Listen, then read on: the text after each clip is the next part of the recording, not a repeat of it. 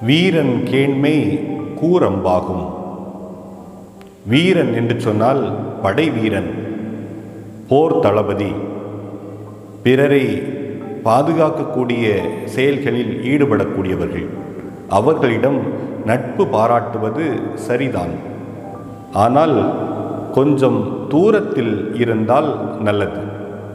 குளிராக இருக்கிறது என்று தீ மூட்டி தீக்கு பக்கத்தில் நாம் இருப்பதில்லை, சற்று விலகித்தான் இருப்போம். அதே போலத்தான் இருமுனை கொண்ட கூர் அம்பை வைத்திருக்கக்கூடிய நட்பு தான் வீரனோடு இருக்கக்கூடியது.